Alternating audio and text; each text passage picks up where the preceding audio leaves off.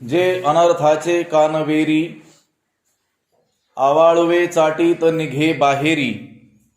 जे प्रमाद पर्वतीची दरी, सदाची मातली. ज्ञानेश्वरीच्या 9व्या अध्यायाचं चिंतन आपण करत आहोत. 182व्या क्रमांकाची ही ओवी मी आपणासमोर वाचलेली आहे. 12वा जो श्लोक आहे, मोघाशा मोघ कर्माणो मोघ ज्ञान विचेतसः राक्षसी मासुरीम चैव प्रकृतीम मोहिनीम श्रिताः. या श्लोकावर ज्ञानोबराय व्याख्यान करत आहेत. काही भाग आपण त्यातील पाहिला होता. 5-6 ओव्या यावरील राहिलेल्या आहेत.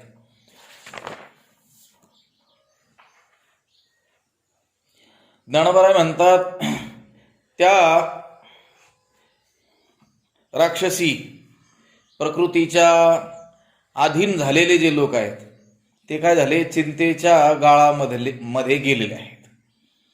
आणि त्या तामसी राक्षसीच्या मुखात ते पडले आणि आता त्यांची कथा संपली.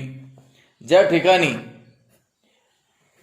राक्षसी प्रकृतीच्या मुखामध्ये आशारूपी लाळ आहे आणि त्या लाळेमध्ये हिंसारूपी जीभ काय होते आहे, वळवळत आहे, लोळते आहे. त्याचप्रमाणे ती जी जीभ आहे ती असंतोषरूपी मांसाचा गोळा अखंडित चघळत आहे. रूपकात्मक असं या ठिकाणी वर्णन ज्ञानोबराय या राक्षसी, आसुरी, मोहिनी या प्रकृतीचं करत आहेत की ज्या प्रकृतींचा आश्रय त्या ईश्वर स्वरूपाला न जाणणारा आणि जो कसा आहे, मोघाशा आहे, मोघ कर्माण हा आहे, मोघ ज्ञान आहे आणि विचेतसा म्हणजे विवेक शून्य असा जो आहे तो मनुष्य राक्षसी प्रकृतीचा, आसुरी प्रकृतीचा आणि मोहिनी प्रकृतीचा काय करत असतो, आश्रय घेत असतो. त्याचं हे वर्णन या ठिकाणी चाललेलं आहे. जे अनर्थाचे कानवेरी, आवाळवे चाटीत निघे बाहेरी. जे प्रमाद पर्वतीची दरी, सदाची मातली. जे जिभेचं वर्णन आता यावरील ओवीमध्ये केलेलं आहे की ती राक्षसी प्रकृतीच्या मुखात आशारूपी लाळेमध्ये लोळणारी हिंसारूपी काय आहे, जीभ आहे. आणि ती जीभ काय करते आहे, असंतोष रूपी मांसाचा गोळा काय करते आहे, अखंड चघळतच आहे. म्हणजे ज्याने राक्षसी प्रकृतीचा आश्रय केलेला आहे त्या माणसामध्ये प्रचंड काय वाढतात, आशा वाढतात. आशापाश शतैर्बद्धा. आणि त्या आशापूर्तीसाठी तो काय करतो आहे, हिंसा करतो आहे. कारण हिंसारूपी जीभ असं म्हटलेलं आहे. आणि त्याने त्या आशापूर्तीसाठी ज्या काही हिंसा तो करणार आहे, ज्या हिंसा तो करतो आहे त्या हिंसेचा परिणाम म्हणून त्याला कधीही संतुष्टता प्राप्त होऊ शकत नाही. तो त्याने काहीही आपल्या जीवनात मिळवलं तरी देखील काय राहणार आहे, असंतुष्टच राहणार आहे. लक्षात आलं का? आणि त्याची ती जिभेचंच आता इथं वर्णन करतात. जे अनर्थाचे कानवेरी, आवाळवे चाटीत निघे बाहेरी.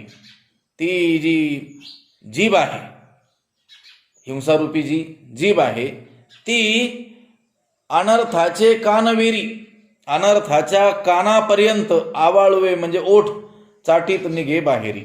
त्या मुखातून ती बाहेर निघते आहे.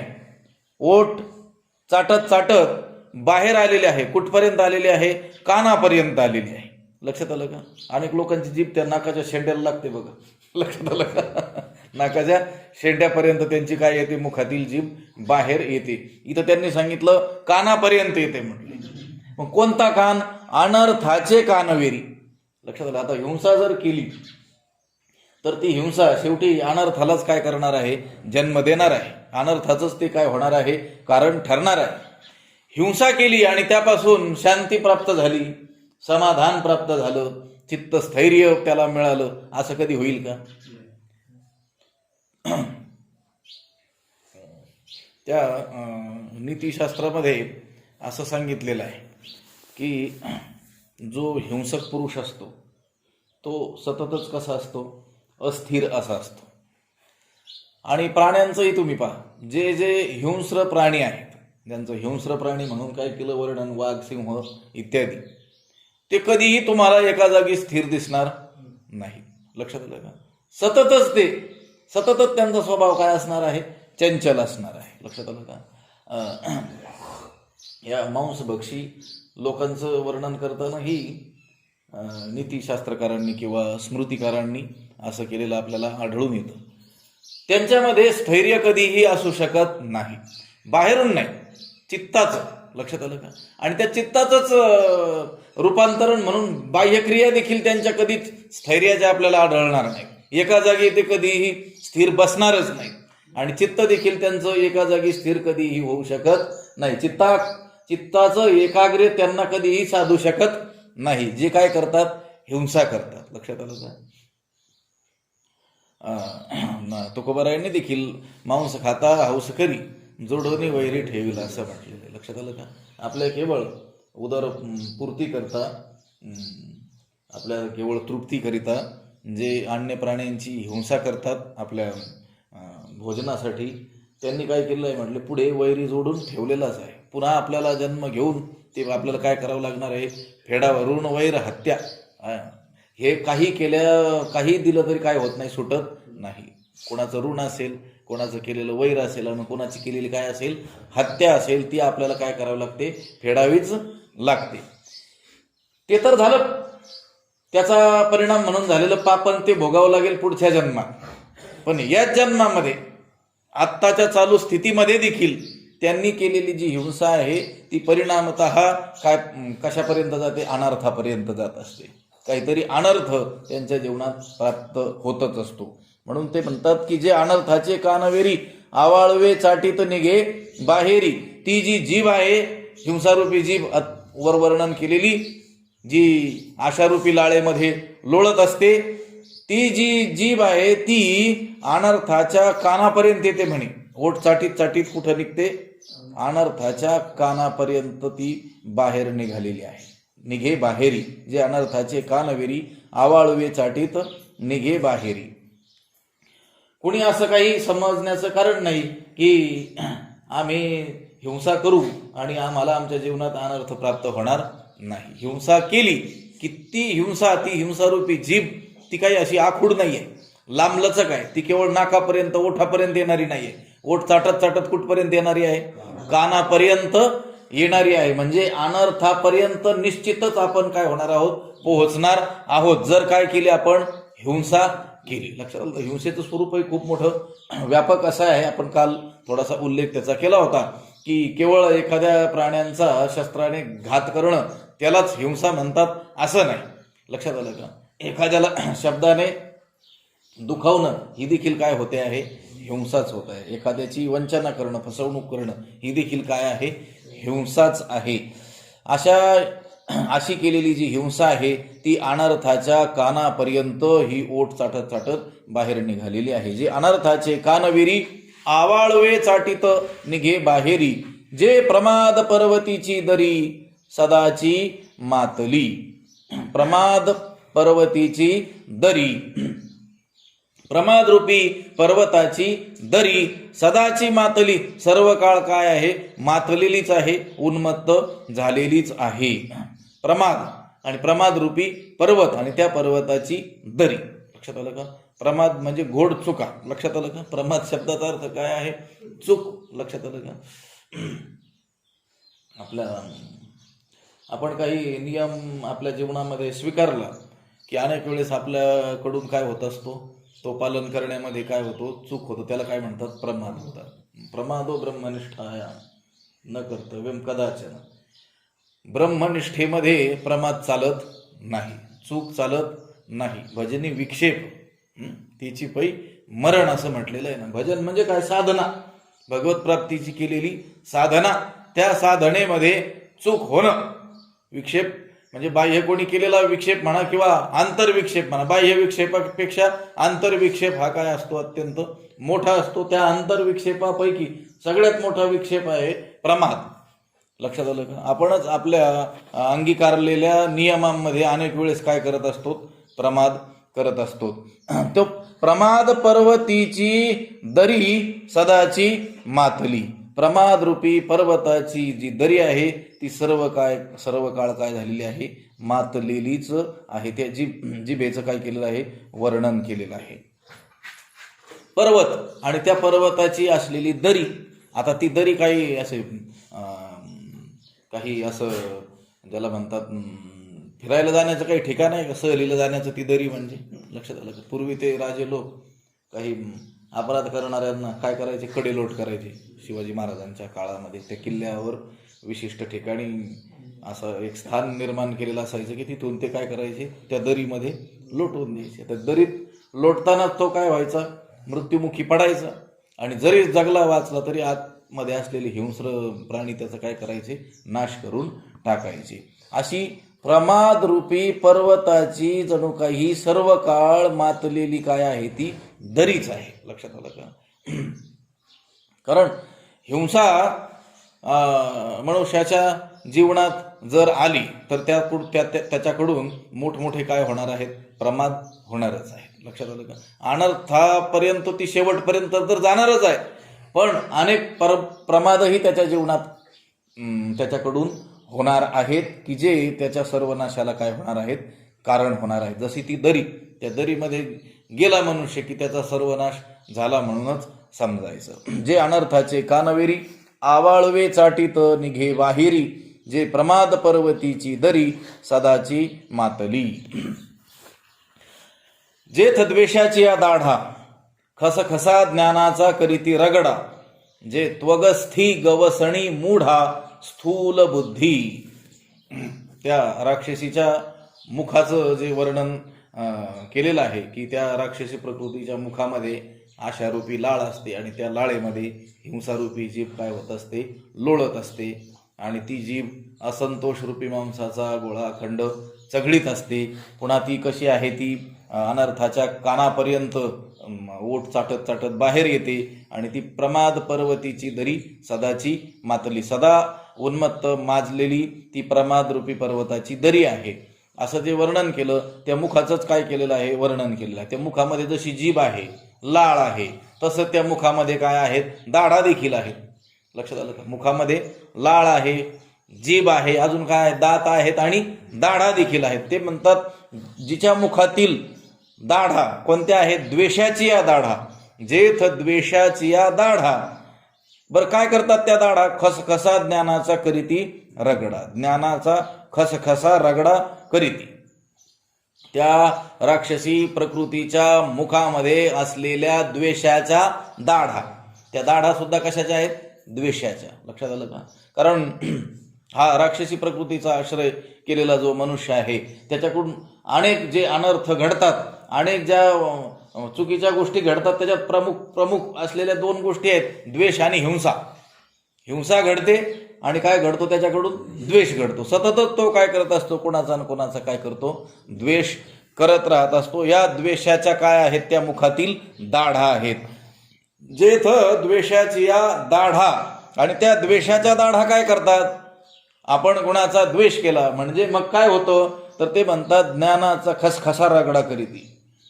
ज्ञानाचा काहीही ज्ञान त्याला असलं, केवढंही मोठं ज्ञान त्याला प्राप्त झालेलं असलं तरी देखील त्या काय करतात, खसखसा रगडा करीती. खसखशीसारखा काय करतात, बारीक काय करतात, चुराडा करतात. लक्षात, कशाचा, ज्ञानाचा. जसं त्या दाढा असतात आपल्याला दिलेल्या, काहीही कठीण पदार्थ असला तरी त्याचा चावून चावून काय करतात, रगडा करतात. रगडा शब्द वापरला, लक्षात आलं का? बारीक काय करतात, चुरा करतात. लक्षात आलं? काही कठीण पदार्थ आपण सुपारीसारखा जरी पदार्थ मुखामध्ये घातला तरी आपण त्या समोरच्या दाताने नाही तोडत, त्याला काय करतो, दाढेने. प्रमुख काम दाढेनं चावण्याचंच असतं की नाही. लक्षात आलं का?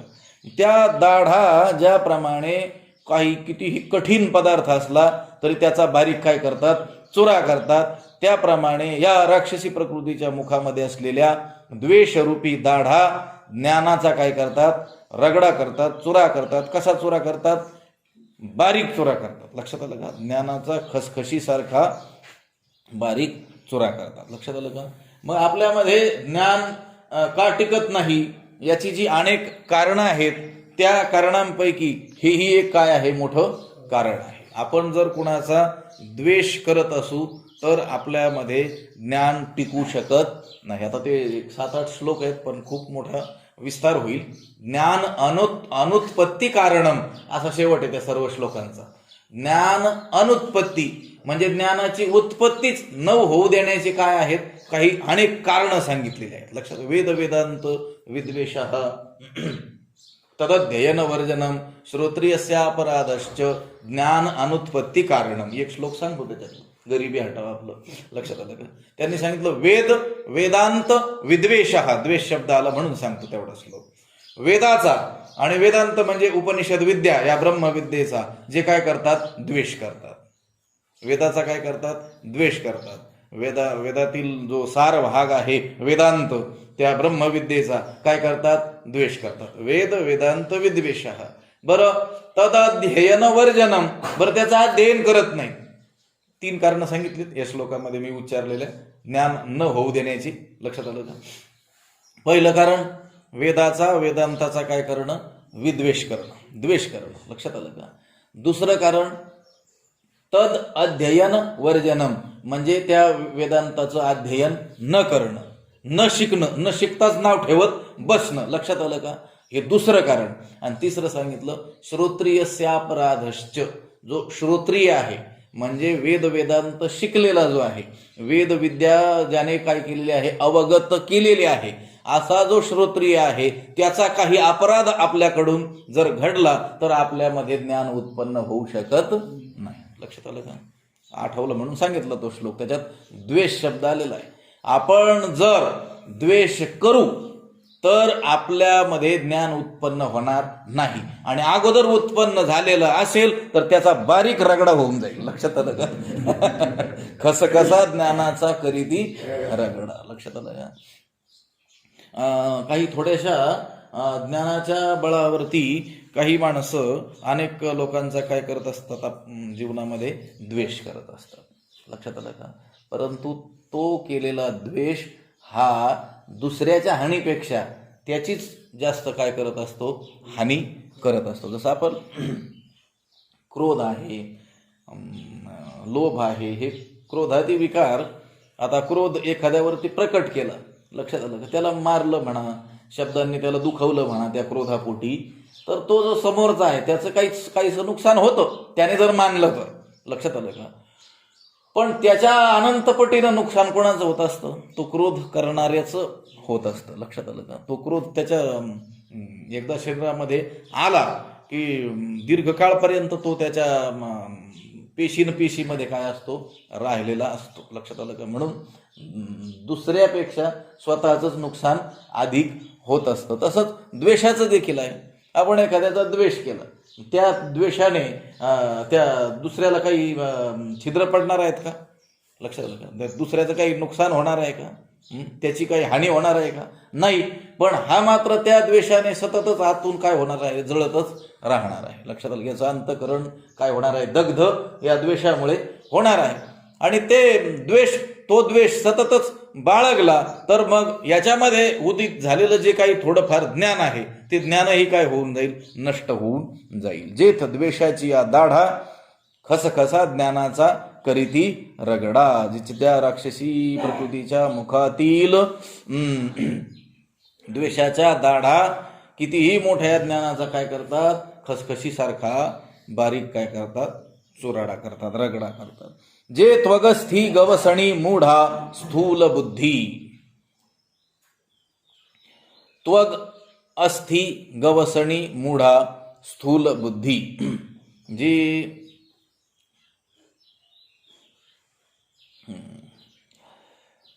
त्वग म्हणजे त्वचा आणि अस्थि म्हणजे हाड.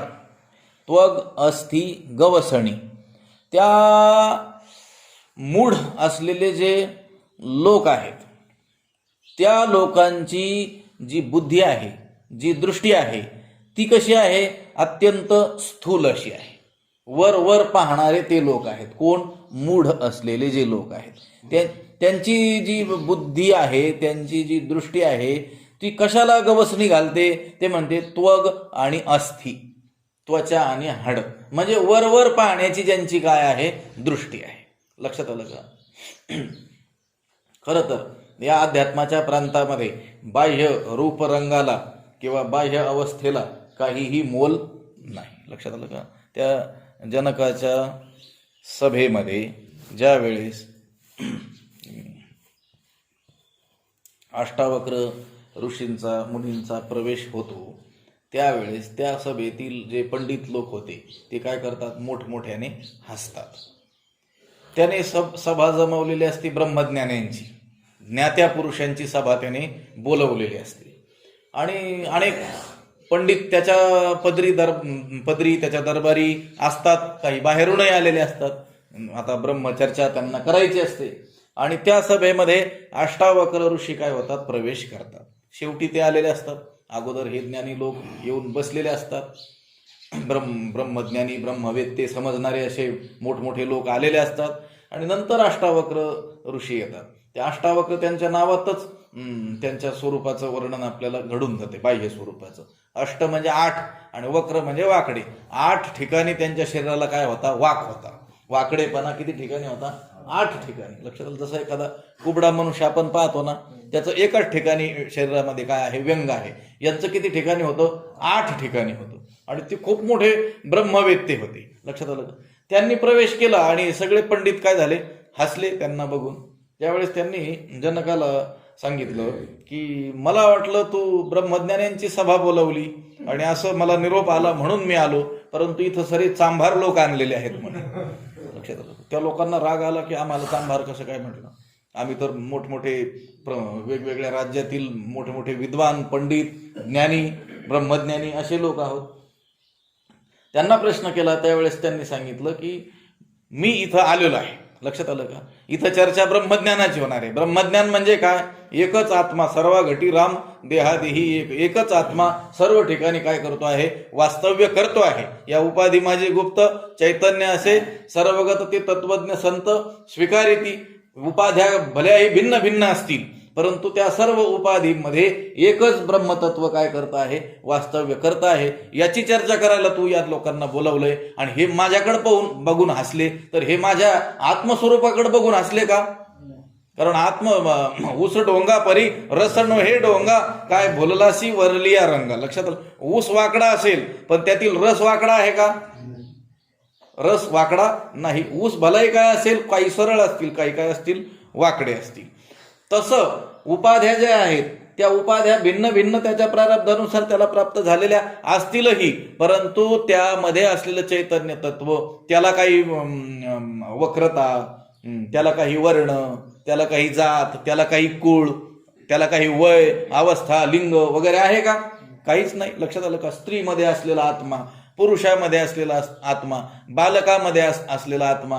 या कीट मुंगी आणि राव आम्हा सारिखाची जीव तुकोबाराय म्हटलेले आहे. मुंगी आणि राजा आम्हाला सारखाच आहे, कारण त्या मुंगीमध्ये देखील जे चैतन्य तत्व वास करत आहे तेच कुणामध्ये करत आहे, राजामध्ये करत आहे. म्हणजे संतांची दृष्टी ही आत्मदृष्टी असते. ब्रह्मदृष्टीनं ते या जगाकडं पाहत असतात. परंतु ते पंडित जे अष्टावक्र ऋषींना बघून हसले ते त्यांच्या बाह्य रूपाकडे त्यांनी पाहिलेलं आहे. लक्षात आलं? कारण ते म्हटले मग हे पंडितच नाहीत. पंडित हा समदर्शिना. हा पंडितांना काय दिसलं पाहिजे, समान तत्व सगळीकडं सारखं असलेलं दिसलं पाहिजे. हे तर पंडित नाही, हे पोंगा पंडित आहे. लक्षात आलं का? पंडित सोयी गाल बजावा. हिंदीमध्ये व्रज भाषेत अशी म्हण आहे की जगामध्ये पंडित कोणाला म्हटलं की जातं, गाल बजावा, जो बडबड करतो बोलतो त्याला काय म्हणतात, पंडित. असे जो जमवले म्हटले, यांना आत्मतत्वाची पारख नाही आहे. यांनी पारख केली पण आत्म्याची नाही केलेली. आणि हे मला बघून हसले माझ्या बाह्य रूपाला, म्हणजे यांना कातड्याची चांगली पारख आहे. लक्षात आलं का? हे कशाची पारख करतात, कातड्याची. आणि कातड्याची चर्माची पारख कोणाला अधिक असते, चांभाराला असते. लक्षात आलं का? लाकडाची पारख सुताराला असते, मातीची पारख कुंभाराला असते, सोन्याची पारख सोनाराला असते आणि चर्माची पारख चामड्याची पारख कोणाला असते. म्हणून हे चांभारांची सभा आहे असं ते म्हटले होते. इथं शब्द आला त्वगस्थी गवसणी मूढा स्थूल बुद्धी, कारण स्थूल बुद्धीनं त्यांनी त्यांच्याकडे पाहिलं होतं. लक्षात आलं का? जे द्वेषाची या दाढा खसा खसा ज्ञानाचा करीती रगडा, जे त्वगस्थी गवसणी मूढा स्थूल बुद्धी शब्द अनेक वेळेस आलेला आपल्याला आढळून येईल. लक्षात आलं? माणसाने स्थूल बुद्धी असावं का सूक्ष्मदृष्टी असावं, सूक्ष्मबुद्धी असावं. त्याची जी बुद्धी आहे किंवा त्याची जी दृष्टी आहे, पाहण्याची जी दृष्टी आहे ती कशी स्थूल असावी का सूक्ष्म असावी? सूक्ष्म असावी. लक्षात आपण स्थूल दृष्टीनं या जगाकडे पाहतो म्हणून हे जग नेहमी आपल्याला सत्यम शिवम सुंदरम असं वाटत असतं, आकर्षक वाटत असतं.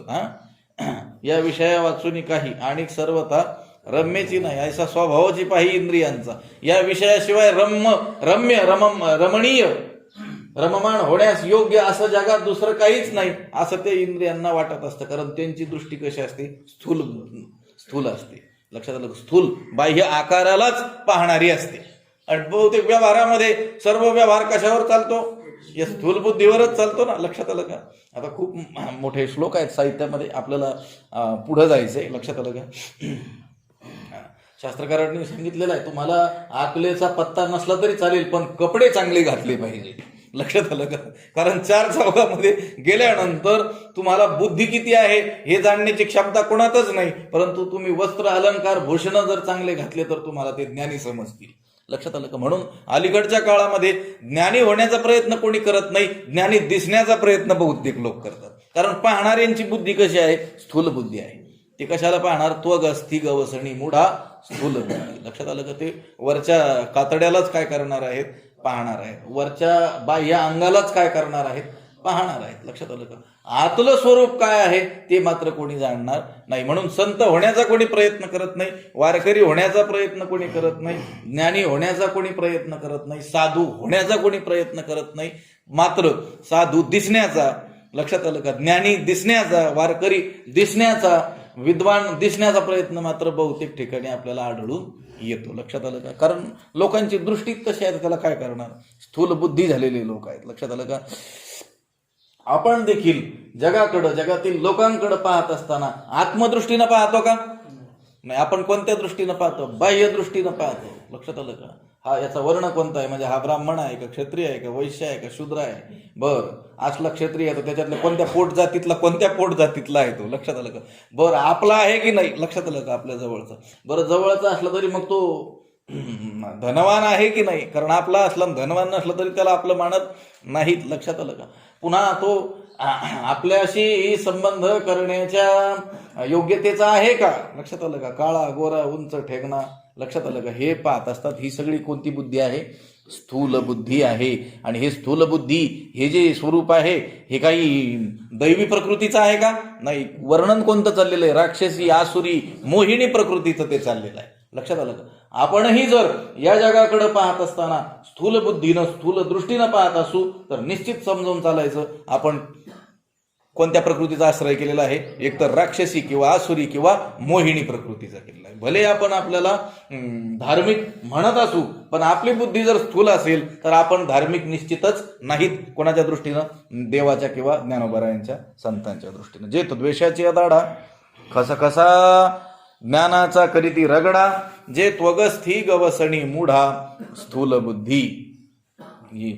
जी प्रकृती रूपी राक्षसी स्थूल बुद्धीच्या मूर्खांना हाडे आणि कातडे या रूपाने, अर्थात देहाच्या रूपानेच काय करते? गवसणी घालते. म्हणून स्थूल बुद्धीच्या लोकांना देहरूपी गवसणीमुळे आपले आत्मस्वरूप देहापेक्षा व्यापक सूक्ष्म आहे हे काही कळत नाही. लक्षात आपण कशात अडकतो? त्या देहामध्ये, त्या शरीरामध्येच काय होत असतो? अडकत असतो. आणि हे आत्मतत्व हे शरीराहून काय आहे? भिन्न आहे. लक्षात आलं का? म्हणून तर देवा आता ऐसा करी उपकार, देहाचा विसर पाडी मज. लक्षात आलं का? देहाचा विसर होण्यामध्येच काय आहे? खरं काय आहे? सुख आहे. हे व्यसनी लोक सुद्धा व्यसन करतात. त्यातील बरेचसे व्यसनी, बऱ्याच प्रमाणातले 90% असलेले व्यसनी कशासाठी व्यसन करत असतात? हे विसरण्यासाठीच करत असतात ना. याचा विसर, आणि तेवढा काळ त्या मादक पदार्थांच्या प्रभावामुळं तेवढा विसर त्यांना होतो देखील, पण कायमचा नाही होत ना. लक्षात आलं का? म्हणून त्यांना त्याच्यात काय वाटतो? आनंद वाटतो. हे विसरण्यातच खरं काय आहे? आनंद आहे. म्हणून ते व्यसनाच्या अधीन होताना आपल्याला दिसून येतात. पण ते जे विसरणं आहे ते वरवरचं आहे, अल्प काळापुरतं आहे. आणि आपण जर या भगवत गुण कीर्तनामध्ये, या ज्ञान मार्गामध्ये जर आपल्याला काय करून टाकू, झोकून देऊ, तर मात्र मग काय होऊन जाईल, कायमचाच आपल्याला या देह आणि देह संबंधी पसाऱ्याचा काय होईल, विसर होईल. तोपर्यंत होणार नाही. तोपर्यंत आपली जी बुद्धी असणार आहे ती कशी असणार आहे, स्थूल बुद्धीच असणार आहे. जे त्वगस्थी गवसणी मूढा स्थूल बुद्धी. ऐसे आसुरिये प्रकृतीचे तोंडी, जे जाहले गा भूतोंडी, ते बुडोनी गेले कुंडी व्यामोहाच्या. ऐसे आसुरिये प्रकृतीचे तोंडी, अशा आसुरी प्रकृतीच्या तोंडामध्ये जे जाहले गा भूतोंडी, जे काय झाले, भूतोंडी झाले म्हणजे बळी होऊन पडलेले आहेत. लक्षात आलं का? त्या भूतबळी द्यावा लागतो ना, काहीतरी नैवेद्य, काहीतरी काय करावा लागतो, ठेवावा लागत असतो. तसे हे लोक काय झालेले आहेत म्हटले, आसुरी प्रकृतीच्या तोंडामध्ये काय झालेले आहेत, बळी म्हणून टाकले गेलेले आहेत. लक्षात आलं का? कोणाला, जसं आपण ते भूतांना काय देत असतो, भूतबली देत असतो, नैवेद्य ठेवावा लागत असतो, तसं हे लोक आसुरी प्रकृतीच्या तोंडामध्ये काय झाले, बळी होऊन पडलेले आहेत. आणि ते बुडवणे गेले कुंडी व्यामोहाच्या, आणि ते भ्रमाच्या म्हणजे भ्रमाच्या कुंडामध्ये काय झाले, बुडून गेलेले आहेत. ऐसे आसुरी प्रकृतीचे तोंडी, जे जाहले गा भूतोंडी, ते बुडून गेले कुंडी व्यामोहाचे. ते जणू काय होऊन गेलेले आहेत, बळी होऊन गेले आहेत, नैवेद्य होऊन गेले. बरं, देवाला नैवेद्य झाले असते तर बरं झालं असतं. ते म्हटले आसुरी प्रकृतीच्या तोंडातले काय झालेले आहेत, हे बळी झालेले आहेत. लक्षात आलं का? संपलीच ना मग त्यांची कथा. लक्षात आलं का? जे जाहले गा भूतोंडी, ते बुडून गेले कुंडी व्यामोहाच्या, ते भ्रमाच्या कुंडामध्ये बुडून गेलेले आहे. शेषास्तु भ्रमनिलये परिभ्रमंती, आचार्यांनी म्हटलेलं आहे ना, भ्रमरूपी पर्वतालाच काय करत बसतात, प्रदक्षिणा करत बसतात. हे भ्रमाच्या कुंडातच काय झालेले आहेत, बुडून गेलेले आहेत. लक्षात आलं? पाण्याच्या कुंडात जर आपण बुडलो तर सगळं काय चौकून पाणीच पाणी. हे भ्रमाच्या कुंडात बुडले म्हणजे सगळीकडून काय, त्यांना भ्रमच भ्रम आहे. लक्षात आलं? हे भ्रमाच्या कुंडामध्ये बुडून गेलेले आहेत. एवम तमाची पडिले गर्ते, आता हे मोहिनी प्रकृतीचं वर्णन येतं. एवम तमाचिया पडिले गर्ते, न पविजतीची विचाराचे निहाते, हे असो ते गेले जेथे, ते शुद्धीची नाही. एवम, अशा प्रकारे, असेच तमाचिये गर्ते पडिले, या मोहिनी जी प्रकृती आहे, तामसी असलेली जी मोहिनी प्रकृती आहे, त्या तामसी मोहिनी प्रकृतीच्या खोल गर्तामध्ये, खोल खड्ड्यामध्ये काय झालेले आहेत, ते पडलेले आहेत. एवम तमाची पडिले गर्ते, असे एवम म्हणजे हे जसे राक्षसी प्रकृतीचे लोक आणि आसुरी प्रकृतीचे लोक हे कसे झाले, सर्वनाशाला प्राप्त झाले. एवम, अशाच प्रकारे काही जण तामसी असलेल्या मोहिनी प्रकृतीच्या खोल खड्ड्यामध्ये पडलेले आहेत. न पविजतीची विचाराचे नि हाते, आणि ते पुन्हा विचाराच्या हाताला लागतच नाही. लक्षात आलं का? कशाच्या हाताला? विचाराच्या हाताला. लक्षात, खोल खड्ड्यात पडलेला माणूस आपल्या हाताला ज्याप्रमाणे लागत नाही, त्याला बाहेर काढण्याचा प्रयत्न करणारे अनेक पटू, त्याच्यात कुशल असलेले लोक असले तरी देखील तो आवर्तामध्ये, त्या गर्त्यामध्ये गेलेला मनुष्य, तो मात्र हाताला लागत नाही. या नदीमध्ये पूर आला, त्याच्यात भोवऱ्या असतात. लक्षात आलं? त्या भोवऱ्यामध्ये गुंतला एखादा मनुष्य आणि तो आपला कितीही जीवलग असला आणि आपण त्या पोहण्यामध्ये कितीही तरबेज असलो तरी देखील त्याला आता वाचवू शकत नाही, तो आपल्या हाताला लागू शकत नाही, तो गेलाच, तो तिथं संपला. लक्षात आलं का? तसंच तमाचिया गर्ते पडिले, तामसी असलेल्या मोहिनी प्रकृतीच्या खोल गर्तामध्ये, आवर्तामध्ये ते जे पडलेले आहेत ते पुन्हा विचाराच्या हाताला लागतच नाही. कोणाच्या हाताला? विचाराच्या. विचार त्यांच्यापर्यंत पोहोचूच शकत नाही. कोणाच्या? जे मोहिनी प्रकृतीच्या आश्रित जे झालेले आहेत. लक्षात आलं का? तमोगुणाच्या अत्यधिक वृद्धीमुळं ते मोहिनी प्रकृतीच्या खोल खड्ड्यामध्ये जे गेलेले आहेत ते पुन्हा विचाराच्या हाताला लागतच नाही. लक्षात आलं का? हा, खोल खड्ड्यात न पडता थोडेसे तमामध्ये पडले असते तर त्यांना बाहेर काढता आलं असतं. विचाराचे हात तिथपर्यंत पोहोचले असते. लक्षात आलं का? त्या विचारांनी त्यांना काय केलं असतं? वाचवलं असतं, त्यातून बाहेर काढलं असतं. म्हणजेच थोडासा जर तम आपल्यामध्ये असेल तर काही विचार आपल्यामध्ये आपल्या पूर्वपुण्याईनं उदित होऊ शकतात. लक्षात आलं. अनेक तामसी लोक आपण पाहतो की त्यांची पूर्वपुण्याई उदित झाली आणि त्यांच्यामध्ये काही चांगला विचार विवेक प्रकट झाला आणि त्यांचं जीवन काय झालं, पालटून गेलं. पण जे तमाच्या अत्यंत खोल गर्तेमध्ये जाऊन पडलेले आहेत ते मात्र विचाराच्या हाताला लागू शकत नाहीत. म्हणजे त्यांच्यामध्ये यत्किंचितही विचार उत्पन्न होऊ शकतच नाही. लक्षात आलं का. सद्विचार. एवं तमाचे पडिले गर्ते न पविजतीची विचाराचे नि हाते. ते पुन्हा विचाराच्या हाताला लागलेच नाहीत. हे असो ते गेले जेथे ते शुद्धीची नाही.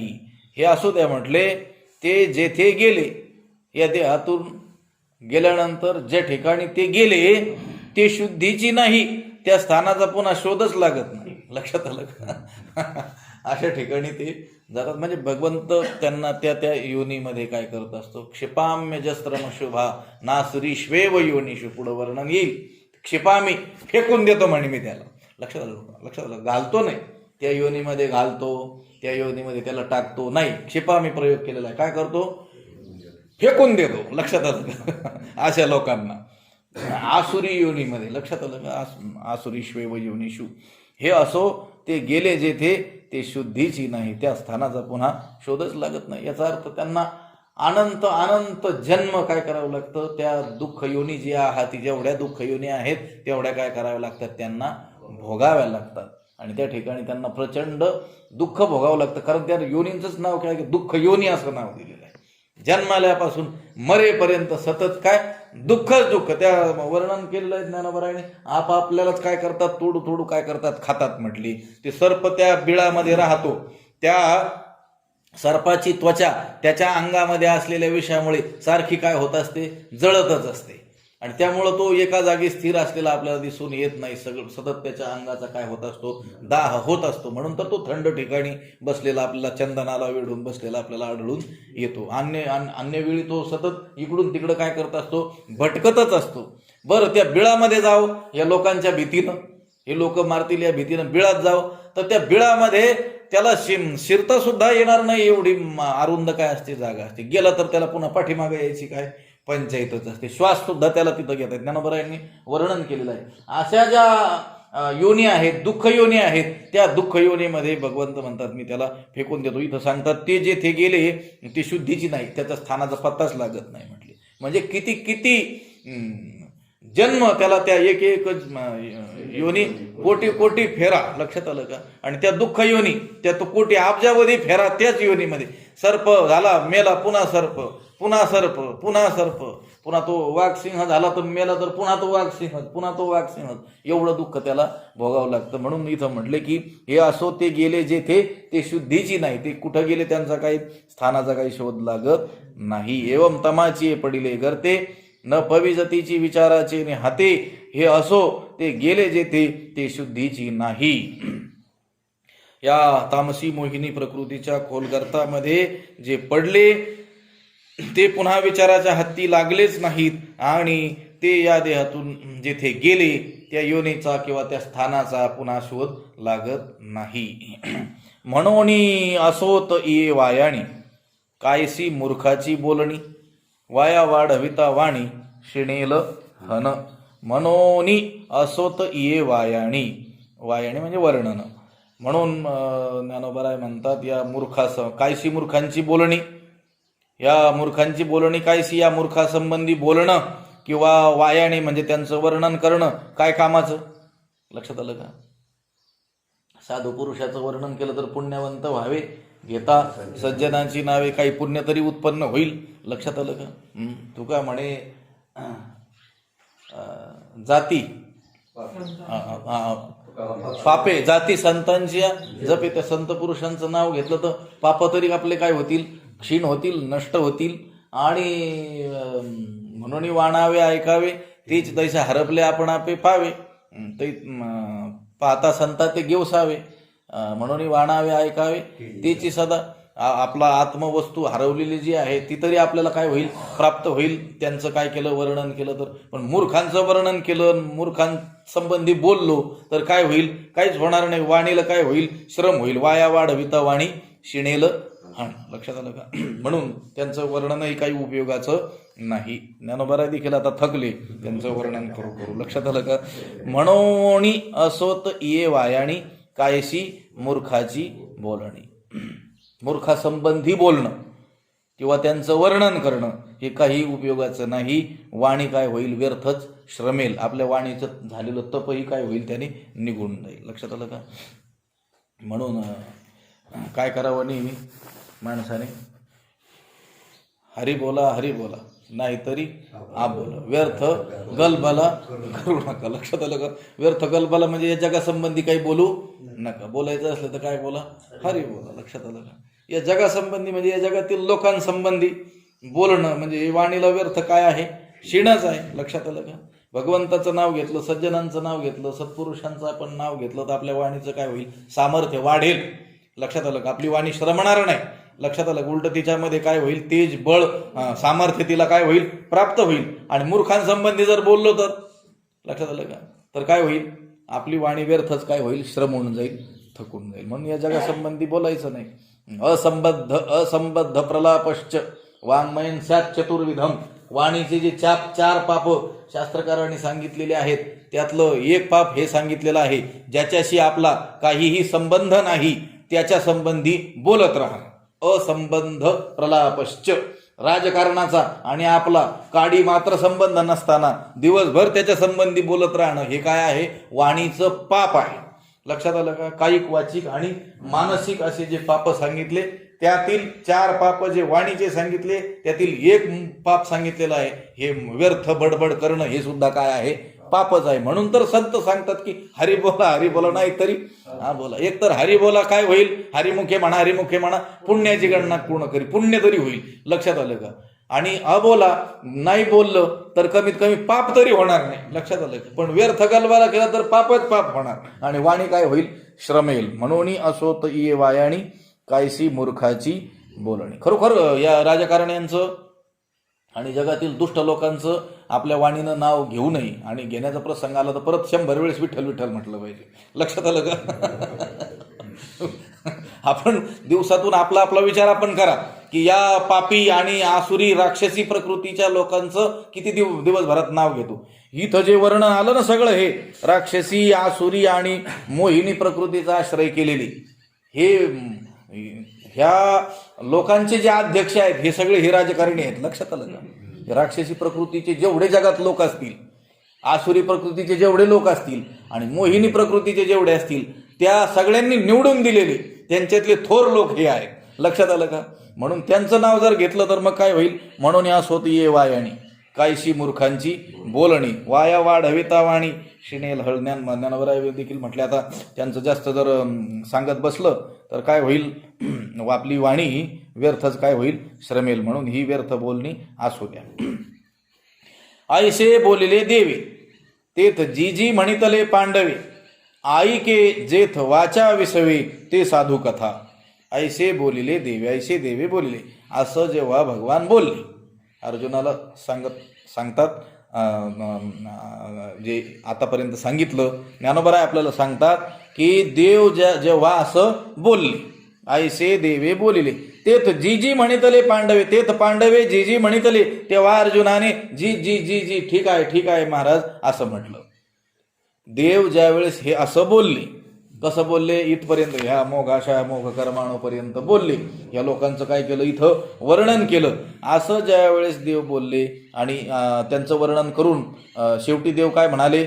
म्हणून यास होती ये वायाणी कायशी मूर्खाची बोलणी, वाया वाढविता वाणी शिणेल हड. देव काय म्हटले? असू द्या म्हटले. आता हे किती वाढवता या मूर्खांसंबंधी बोलणं, त्यांचं वर्णन असू द्या. अजून जर आपण ते वर्णन करू, त्यांच्या संबंधी बोलू तर वाणीला काय होईल? व्यर्थच क्षीण होईल. असं ज्यावेळेस देव बोलले त्यावेळेस अर्जुन म्हणला ठीक आहे. त्यालाही कटाळा आलता ऐकू. लक्षात आलं का? तेथ जी म्हणितले पांडवे. लक्षात आलं का? ऐसे बोलिले देवे तेथ जी म्हणितले पांडवे. मग भगवान म्हणतात ऐके जे थवाच्या विसवे ते साधू कथा. आणि अर्जुन ज्यावेळेस म्हटलं का ठीक आहे बस झालं म्हटले तुम्ही म्हणता तसं, त्यावेळेस भगवंत म्हणाले की जे थवाच्या विसवे ते साधू कथा ऐके. ज्यामध्ये वाणी विश्रांतीला प्राप्त होईल, वाणीला विश्राम मिळेल अशी साधूंची कथा तू काय कर आता ऐक. लक्षात आलं का? आता इथून पुढे काय करणार आहेत? साधू कथा सांगणार आहे. ऐसे बोलिले देवी तीत जी जी म्हणितले पांडवे, ऐके जेथवाच्या विसवे ते साधू कथा. बघा वर म्हटलं वाया वाढविता वाणी शिणेल हन. या लोकांसंबंधी अजून बोललो तर काय होईल? वाणीला व्यर्थच क्षीण होईल. आणि इथं काय म्हटले? जेथवाच्या विसवे ते साधू कथा ऐके. जिथे वाणी विश्रांतीला प्राप्त होईल ती साधू कथा ऐका. म्हणजे बघा वाणीला श्रम कुठं होतो आणि वाणीला विश्रांती कुठं प्राप्त होते हे इथं सांगितलेलं आहे. वाणीला श्रम कुठं होतो? या आसुरी प्रकृतीच्या लोकांसंबंधी, या राक्षसी प्रकृतीच्या लोकांसंबंधी, या मोहिनी प्रकृतीचा आश्रय केलेल्या लोकांच्या संबंधी बोलणं, या मूर्खांसंबंधी बोलणं, त्याने काय होणार आहे? वाणीला क्षीण होणार आहे. वाणी क्षीणणार आहे, थकणार आहे, श्रमणार आहे. लक्षात आलं का? व्यर्थच क्षीण होणार आहे. आणि वाणीला विश्रांती कुठं प्राप्त होईल? ते म्हटले ते साधू कथा. साधूंची कथा ऐक, साधूंची कथा कर, साधू संबंधी बोल. त्याने काय होईल? आता वाणीला विश्रांती प्राप्त होईल. मग आता आपल्या वाणीला क्षीण प्राप्त झाला पाहिजे का विश्रांती? आणि आपण दिवसभर वाणीला क्षीण देतो का विश्रांती? हा ज्याने त्याने काय करायचा? ज्याचा त्याचा विचार करायचा. लक्षात आलं का? पुढे लोक म्हणतात आमचं कोणी ऐकतच नाही, तुमच्या वाणीत सामर्थ्यच राहिलं नाही ना हे बोलून बोलून.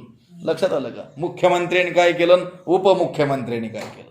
मग ती वाणीचं असलेलं जे थोडंसं तप, थोडा हरिपाठ वगैरे केल्याने आलेलं ते निघून जातात. मग कोणी घरचं सुद्धा ऐकत नाही. वाणीत सामर्थ्यच राहत नाही तर काय? लक्षात आलं? वाणीचं तप जर असेल तर लक्षात आलं का? किम राज्यम आज्ञा फलम असं एका श्लोकात शेवटी सांगितलेलं आहे. राज्य राज्य राज्य कशाला म्हटलं गेलं? सत्ता सत्ता कशाला म्हटलं गेलं? आज्ञा फलम. त्याने बोलावं, लोकांनी ऐकावं, याला तर म्हटलेलं आहे राज्य. नाही तर नुसता राजा बसवला आणि तू सांगतोय भाषण करू करू त्याचं कोणी ऐकायला पत्ता नाही, तर मग त्याला राजा तरी कसं काय म्हणता येईल? त्याला सत्ताधीश तरी कसं काय म्हणता येईल? त्याला सामर्थ्यवान तरी कसं म्हणता येईल? त्याने शब्द त्याच्या मुखातून गेला आणि लोकांनी ती आज्ञा पाळली तर समजायचं तो राजा आहे. तो घराचा का असेना, लक्षात आलं का? तो घरापुरता का होईना पण राजा आहे. आणि हे कधी घडेल? जर वाणीमध्ये काय असेल? सामर्थ्य असेल तर. ते वाणीतलं सामर्थ्य येईल कशाने? ते साधूंची कथा केल्याने येईल, भक्तांचा उल्लेख केल्याने येईल, भक्तांची नावं घेतल्याने येईल, भगवंताचं नामस्मरण केल्याने येईल. आणि जाईल कशाने? ते तप. ते म्हटलं हे वाया वाढविता वाणी शिणे लहान. मूर्खांसंबंधी जर बोललो तर ते काय होईल? मग आपलं बरोबरीच चालतं की काय? मग एकीकडून तप चालतं, हरिपाठ चालतो, काकडा भजन चालतं, पुन्हा काही पारायणही आपण करतो, संतांचा जपही करतो. आणि आपल्याला वाटतंय खूपच सामर्थ्य येईल, उगाच जग आपलं ऐकेल म्हणून मग काय करायचं? थोडंसं कमी करतो. लक्षात आलं का? बरोबरी ठेवतात की? लक्षात आलं? ऐके ऐसे बोलिले देवे ते जी जी म्हणितले पांडवे, ऐके जेथवाच्या विसवे ते साधू कथा. जी वाणीला विश्रांती प्राप्त होईल अशी साधूंची तू काय कर आता कथा ऐक, असं भगवंताने म्हटलं. आणि आता पुढचा श्लोक सांगणार आहे. श्लोक घेऊ फक्त. महात्मानस्तुमां पार्थ दैवीं प्रकृतिमाश्रिताः भजन्त्यनन्य मनसो ज्ञात्वा भूतादिमव्ययम्.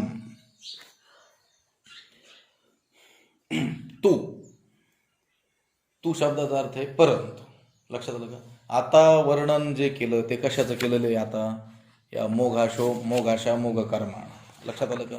आणि त्याच्या आधीच्या श्लोकामध्ये कशाचं केलेलं आहे? अवजानंती माम मूढा. लक्षात आलं? सर्व मूर्खांचंच काय केलेलं आहे? वर्णन केलं. आता विषय काय करायचा आहे? बदलायचा आहे. लक्षात आलं का? म्हणून तू शब्द आलेला आहे. लक्षात आलं का? आतापर्यंत या 2 श्लोकांमध्ये या मूढ लोकांचं मोघाशा मोघ कर्माणा मोघ ज्ञाना विचेतसा राक्षसी मासुरींच्या प्रकृती मोहिनींश्रिता. आणि त्याच्या आधीचा श्लोक अवजानंती माम मूढा मानुषीम तनुमाश्रितम परम भाव मजानंतो मम भूत महेश्वरम. असं मूर्खांचं मूढांचं काय केलेलं आहे? वर्णन केलं. आता वर्णन कशाचं करायचंय? साधूचं करायचंय. लक्षात आलं का? म्हणजे विरुद्ध टोकाचं. लक्षात आलं का? म्हणून मग इथं श्लोकामध्ये तू शब्द आलेला आहे. भगवंत म्हणतात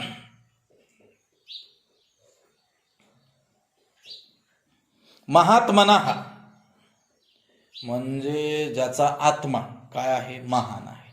आत्मा म्हणजे आपण ज्याला आत्मा म्हणतो तो आत्मा नाही. आत्मा शब्द अनेक वेळेस अनेक अर्थाने येत असतो. इथं त्याचं अंतःकरण घ्यायचं. इथं आत्मा शब्दाचा अर्थ काय घ्यायचा? अंतःकरण. महात्मा म्हणजे ज्याचं अंतःकरण काय आहे? मोठं आहे, त्याला काय म्हणायचं? महात्मा. लक्षात आलं का? घुले बाबा सांगायचे ना, ज्याचं पोट मोठं तो शेठजी. लक्षात आलं का? लक्षात आलं का? असं भटजी शेठजी असं सांगायचे. ज्याचं मस्तक मोठं तो पंडित म्हटले. लक्षात आलं का? पंडित मस्तक म्हणजे बुद्धी, इकडचं सांगतो तिकडचं सांगतो, सगळं पाठांतर आहे. आणि ज्याचं अंतःकरण मोठं तो महात्मा. लक्षात आलं का? ज्याचं अंतःकरण मोठं, ज्या अंतःकरणामध्ये सर्वांना स्थान आहे, देव वसे चित्ती, सर्वात व्यापक असलेला देव त्याला सुद्धा कोंडून ठेवण्याचं सामर्थ्य ज्यांच्या अंतःकरणात आहे, असं मोठं अंतःकरण ज्यांचं आहे त्याला काय म्हणायचं? महात्मा. महा म्हणजे मोठं आणि आत्मा म्हणजे अंतःकरण. फक्त आत्मा म्हणजे अंतःकरण एवढ्या श्लोकात घ्यायचं बरं का. बाकी ठिकाणी आत्मा म्हणजे स्वरूप. लक्षात आलं का? काही ठिकाणी मूढ आत्मा शब्द येईल, मग आत्मा मूर्ख असतो का? लक्षात आलं का? त्या ठिकाणी सांगू कशा कशाला काय म्हटलं. इथं आत्मा म्हणजे ज्याचं अंतःकरण, परमात्म्याला सुद्धा व्यापण्या एवढं ज्याचं अंतःकरण काय आहे? मोठं आहे. असे जे महात्मा आहेत, महात्मना असे जे महात्मे आहेत ते काय आहेत? दैवीम प्रकृतीमाश्रिता. दैवी प्रकृतीचा आश्रय केलेले ते आहेत. लक्षात आलं का? त्यांनी कोणत्या प्रकृतीचा आश्रय केला? दैवी. या 9व्या अध्यायामध्ये इथं त्या 16व्या अध्यायामध्ये जे विस्ताराने वर्णन केलेलं आहे त्याची बीज इथं आहेत. लक्षात आलं का? सूत्ररूपाने तिथं साऱ्या विस्ताराने सांगितलेल्या गोष्टी इथं सूत्रामध्ये सांगितलेल्या आहेत. त्या अध्यायाचं नावच आहे दैवासुर संपद विभाग योग. लक्षात, षोडशोध्याय 16वा अध्याय काय सांगितलेला आहे त्याच्यामध्ये? दैवी संपत्ती आणि आसुरी संपत्ती. लक्षात, दैवी गुण आणि आसुरी गुण. लक्षात आलं का? त्याचं पूर्ण वर्णन त्या अध्यायात केलेलं आहे. इथं फक्त काय केलं? सूतोवाच करून ठेवलेलं आहे, सूत्ररूपाने सांगितलेलं आहे. इथं ते मोघाशा मोघ कर्माण हे आणि त्याच्या मागचा श्लोक हे आसुरी प्रकृतीचं वर्णन तिथं पुढं विस्ताराने येणारच आहे. आणि इथं या श्लोकामध्ये दैवीम प्रकृतीमाश्रिता दैवी प्रकृतीचा त्यांनी आश्रय केलेला आहे असा केवळ काय केला? उल्लेख. पण दैवी प्रकृती काय तर ते तिथं 3-2.5 श्लोकामध्ये सुरुवातीला भगवंत सांगणार आहेत. अभयम सत्व संशुद्धीर ज्ञानयोग व्यवस्थिती दानंदमश्च यज्ञश्च स्वाध्यायस्तपार्जवम अहिंसा सत्यमक्रोधस्त्याग शांतिरपैशुनम दया भूतेष्वलोलुत्वम मार्दवम रीरचापलम तेज क्षमा धृती शौच मद्रोहो नाती मानिताशे 26 दैवी गुणांचं वर्णन सुरुवातीलाच 16व्या अध्यायात केलेलं आपल्याला आढळून येईल. असे जे काही दैवी गुण आहेत ज्याला आपण आपल्या लौकिक सामान्य भाषेमध्ये सद्गुण म्हणूयात, अशा सद्गुणांचा, अशा दैवी गुणांचा काय केलेला आहे? त्यांनी आश्रय केला, दैवी प्रकृतीचा आश्रय केलेला आहे. आता आपण 3 प्रकृती पाहिल्या. कोणत्या कोणत्या?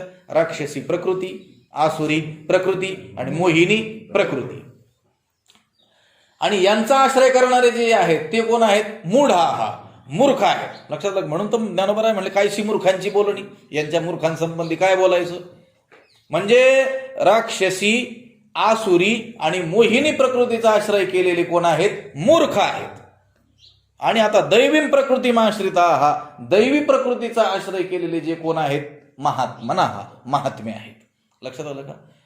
मूर्ख आणि महात्मा. लक्षात आलं का?